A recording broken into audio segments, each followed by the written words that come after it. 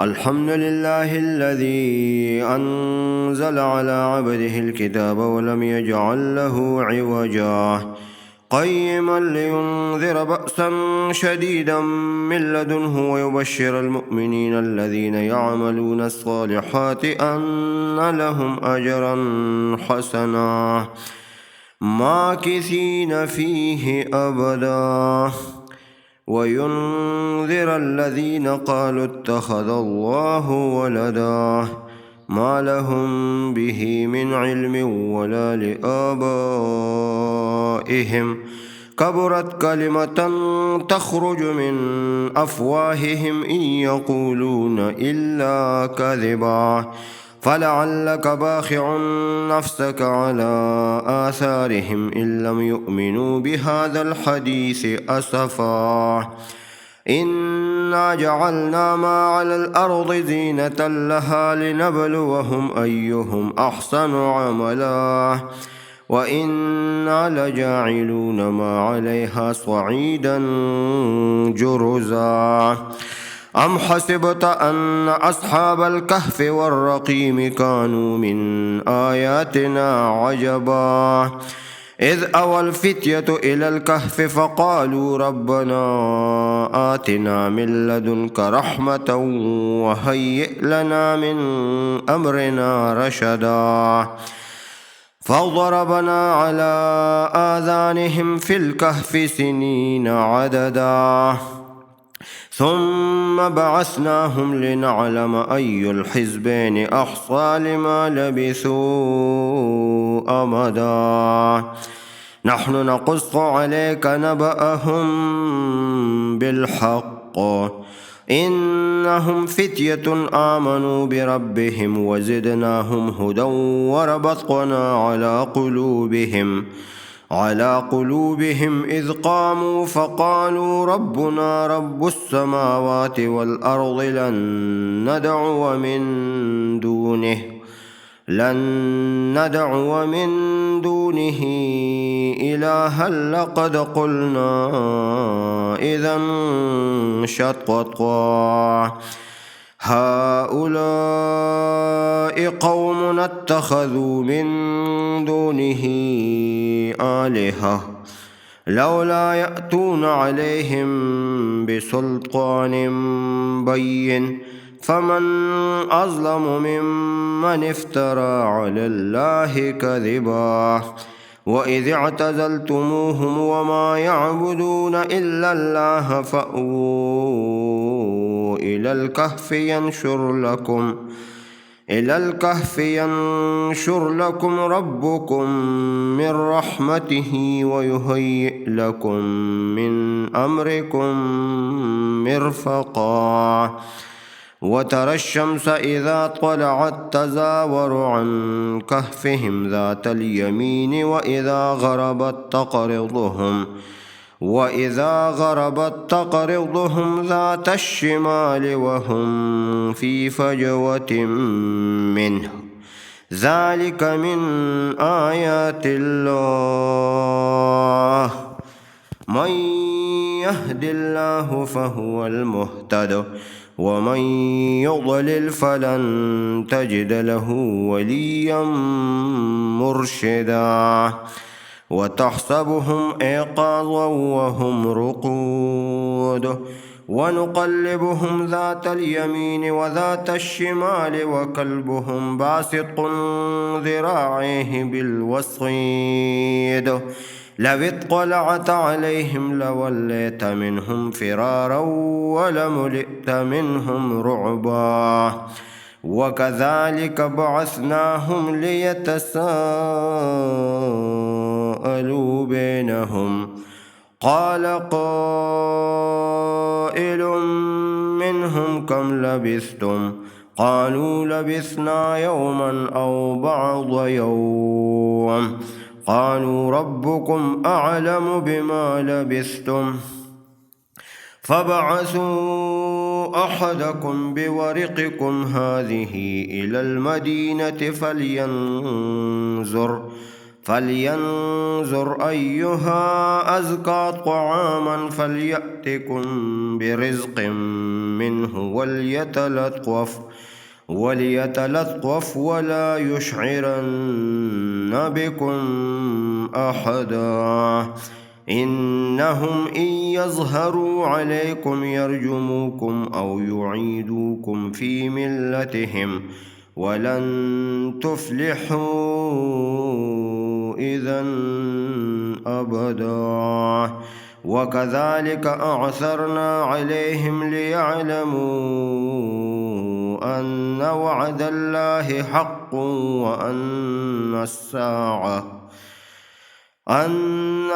الله حق وأن الساعة لا ريب فيها إذ يتنازعون بينهم أمرهم فقالوا ابنوا عليهم بنيانا ربهم أعلم بهم قال الذين غلبوا على أمرهم لنتخذن عليهم مسجدا سيقولون ثلاثة رابعهم كلبهم ويقولون خمسة سادسهم كلبهم رجما بالغيب ويقولون سبعة وثامنهم كلبهم قل ربي أعلم بعدتهم ما يعلمهم إلا قليل فلا تمار فيهم إلا مراء ظاهرا ولا تستفت فيهم منهم أحدا ولا تقولن لشيء إني فاعل ذلك غدا إلا أن يشاء الله واذكر ربك إذا نسيت وقل عسى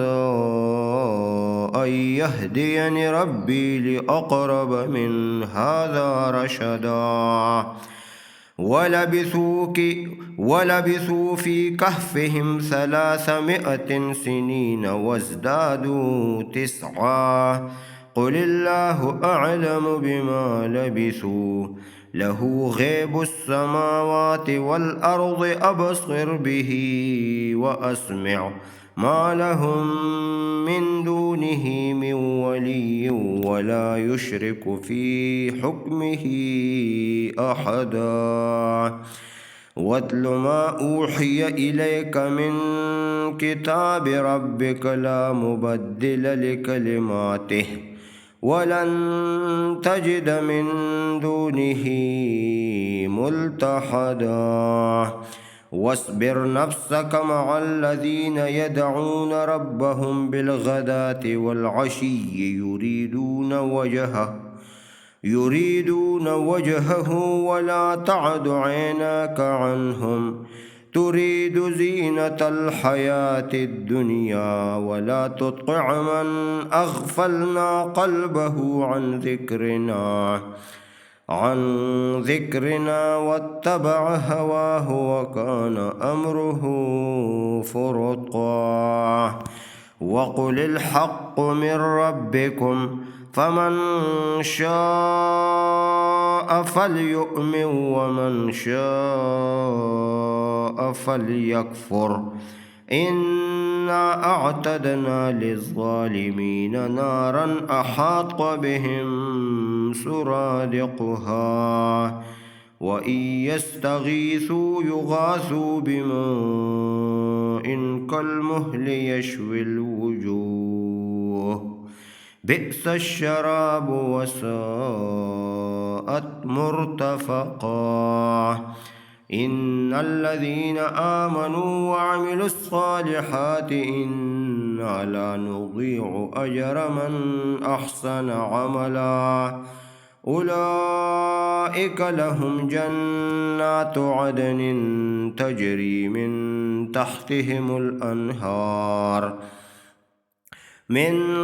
تحتهم الأنهار يحلون فيها من أساور من ذهب من ذهب ويلبسون ثيابا خضرا من سندس واستبرق متكئين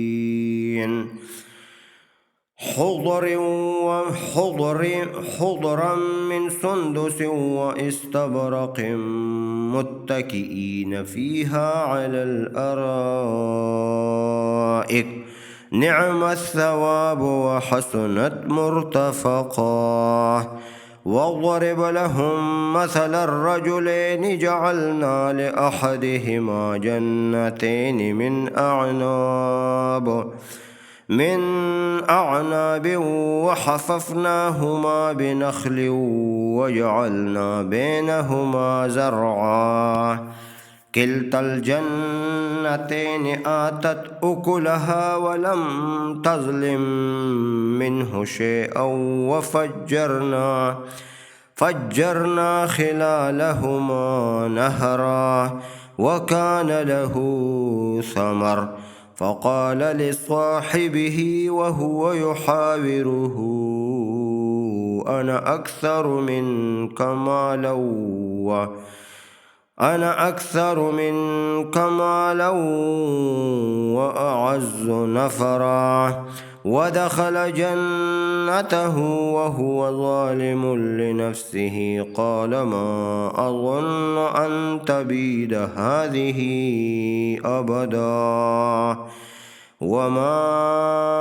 أظن الساعة قائمة ولئن رددت إلى ربي لأجدن خيرا منها منقلبا قال له صاحبه وهو يحاوره أكفرت بالذي خلقك من تراب ثم من نطفة ثم سواك رجلا لكن هو الله ربي ولا أشرك بربي أحدا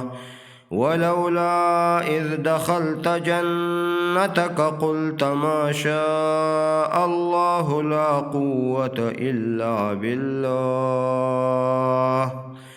إن ترني أنا أقل منك مالا وولدا فعسى ربي أن يؤتيني خيرا من جنتك ويرسل عليها حسبانا من السماء فتصبح صعيدا زلقا أو يصبح ماؤها غورا فلن تستطيع له طلبا وأحيط بثمره فأصبح يقلب كفيه على ما أنفق فيها وهي خاوية على عروشها ويقول يا ليتني لم أشرك بربي أحدا ولم تكن له فئة ينصرونه من دون الله وما كان منتصرا هنالك الولاية لله الحق هو خير ثوابا وخير عقبا واضرب لهم مثل الحياة الدنيا كماء إن أنزلناه من السماء فاختلط به نبات الأرض فأصبح هشيما تذروه الرياح وكان الله على كل شيء مقتدرا المال والبنون زينة الحياة الدنيا والباقيات الصالحات خير عند ربك ثوابا وخير أملا ويوم نسير الجبال وترى الأرض بارزة وحشرناهم فلم نغادر منهم أحدا وعرضوا على ربك صفا لقد جئتمونا كما خلقناكم أول مرة بل زعمتم أن لن نجعل لكم موعدا ووضع الكتاب فترى المجرمين مشفقين مما فيه ويقولون يا ويلتنا ما لهذا الكتاب لا يغادر صغيرة ولا كبيرة إلا أحصاها ووجدوا ما عملوا حاضرا ولا يظلم ربك أحدا وإذ قلنا للملائكة اسجدوا لآدم فسجدوا إلا إبليس كان من الجن ففسق عن أمر ربه أفتتخذونه وذريته أولياء من دوني وهم لكم عدو بئس للظالمين بدلا ما أشهدتهم خلق السماوات والأرض ولا خلق أنفسهم وما كنت متخذ المضلين عضدا ويوم يقول نادوا شركائي الذين زعمتم فدعوهم فلم يستجيبوا لهم وجعلنا بينهم موبقا ورأى المجرمون النار فظنوا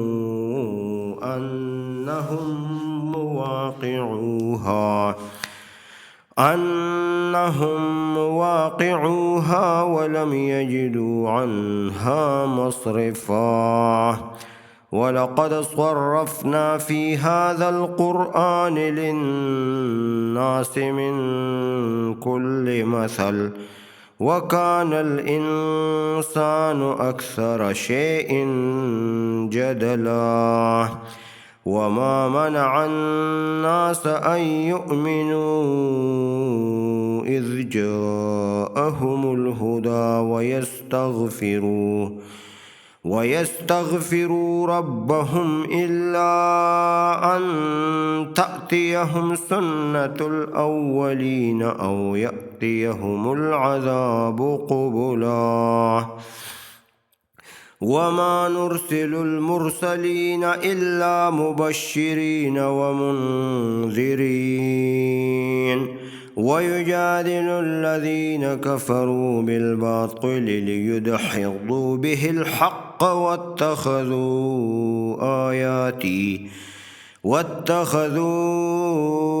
آياتي وما أنذروا هزوا ومن أظلم ممن ذكر بآيات ربه فأعرض عنها ونسي ما قدمت يداه إنا جعلنا على قلوبهم أكنة أن يفقهوه وفي آذانهم وقرا وإن تدعهم إلى الهدى فلن يهتدوا إذا أبدا وربك الغفور ذو الرحمة لو يؤاخذهم بما كسبوا لعجل لهم العذاب بل لهم موعد لن يجدوا من دونه موئلا وتلك القرى أهلكناهم لما ظلموا وجعلنا لمهلكهم موعدا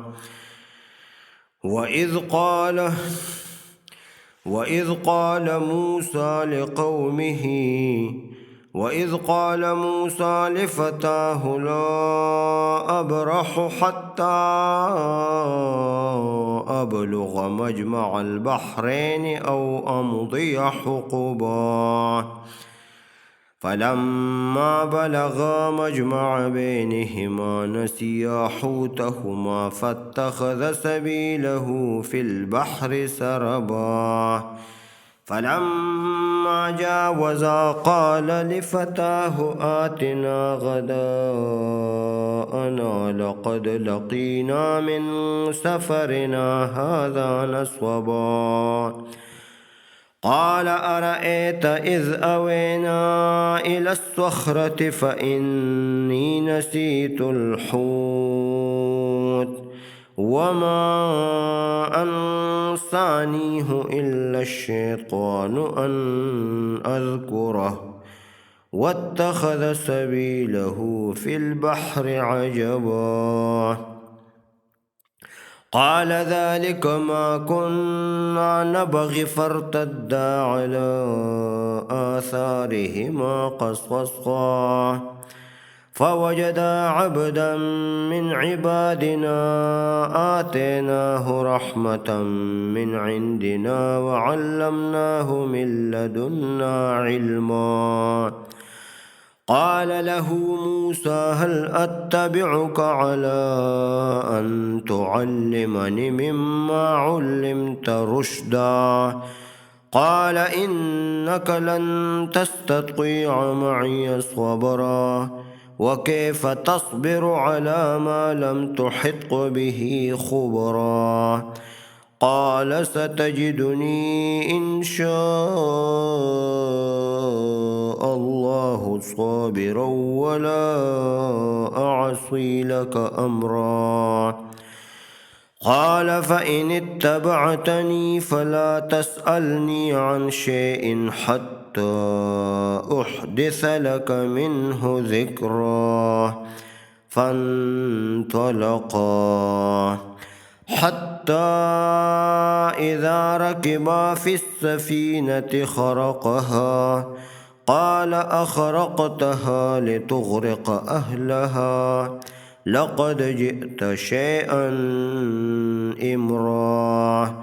قال ألم أقل لك إنك لن تستطيع معي صبرا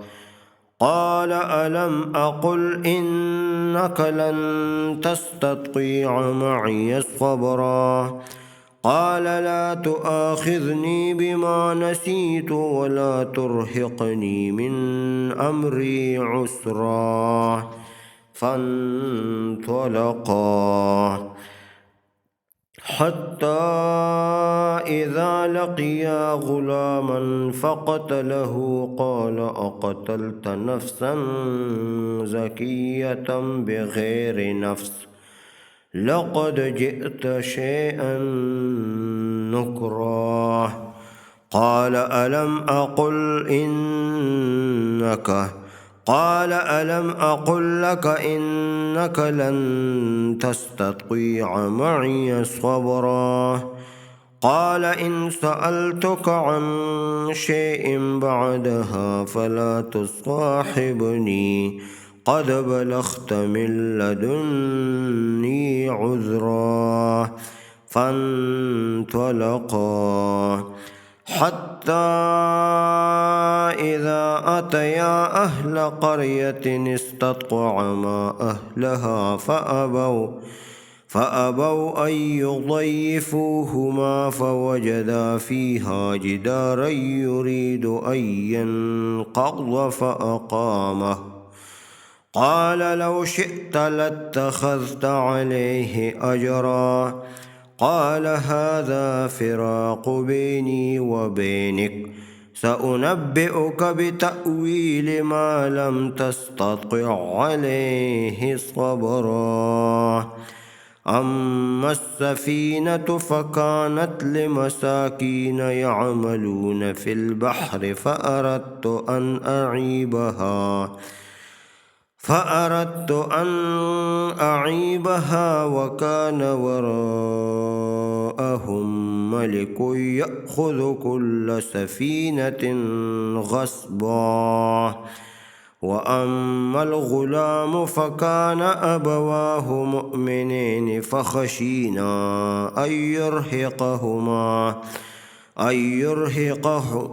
أن يرهقهما طغيانا وكفرا. فأردنا أن يبدلهما ربهما خيرا منه زكاة وأقرب رحما. وأما الجدار فكان لغلامين يتيمين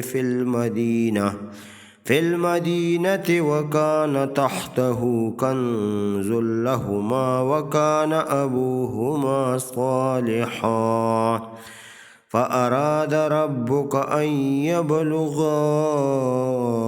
أشدهما ويستخرجا كنزهما رحمة من ربك وما فعلته عن أمري ذلك تأويل ما لم تسطع عليه صبرا. ويسألونك عن ذي القرنين قل سأتلو عليكم منه ذكرا. إنا مكنا له في الأرض وآتيناه من كل شيء سببا. فأتبع سببا حتى إذا بلغ مغرب الشمس وجدها تغرب في عين حمئة ووجد عندها قوما. قلنا يا ذا القرنين إما أن تعذب وإما أن تتخذ فيهم حسنا. قال أما من ظلم فسوف نعذبه ثم يرد إلى ربه فيعذبه عذابا نكرا. وأما من آمن وعمل صالحا فله جزاء الحسنى وسنقول له من أمرنا يسرا. ثم أتبع سببا حتى إذا بلغ مطلع الشمس وجدها تطلع على قوم لم نجعل لهم من دونها سترا. كذلك وقد أحطنا بما لديه خبرا. ثم أتبع سببا حتى إذا بلغ بين السدين وجد من دونهما قوما لا يكادون يفقهون قولا. قالوا يا ذا القرنين إن يأجوج ومأجوج مفسدون في الأرض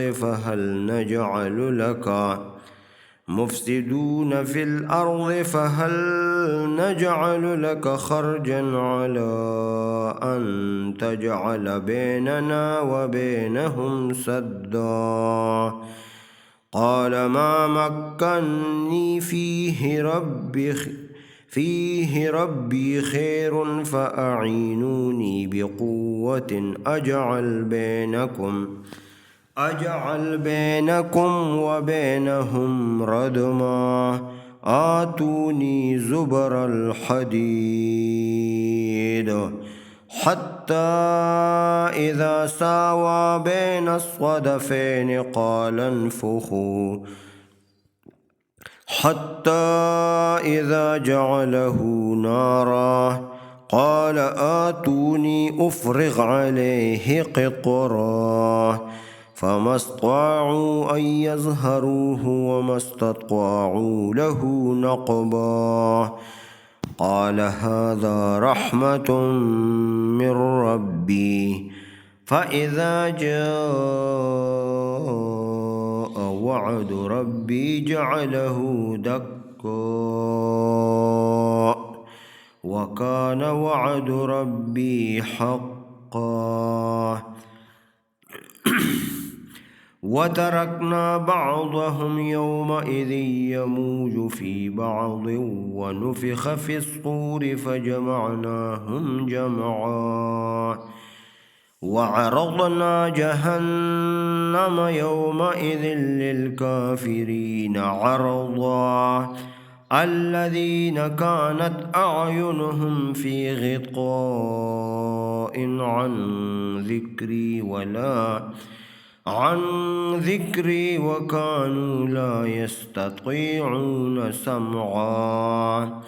أفحسب الذين كفروا أن يتخذوا عبادي من دوني أولياء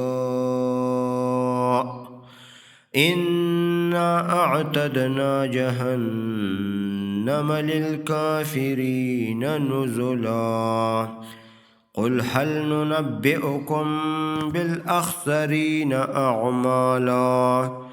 الذين ضل سعيهم في الحياة الدنيا وهم يحسبون أنهم يحسنون صنعا أولئك الذين كفروا بآيات ربهم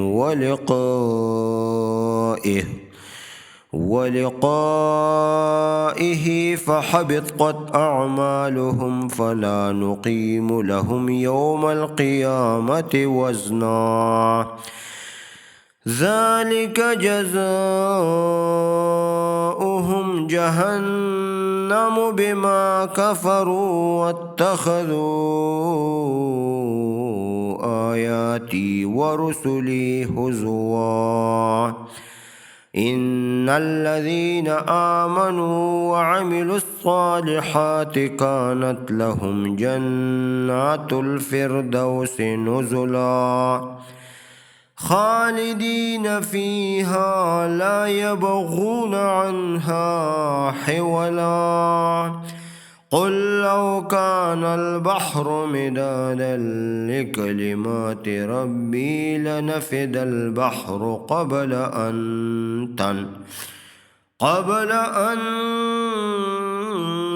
تنفد كلمات ربي ولو جئنا بمثله مددا قل إنما أنا بشر مثلكم يوحى إلي أنما إلهكم إله واحد فمن كان يرجو لقاء ربه فليعمل عملا صالحا ولا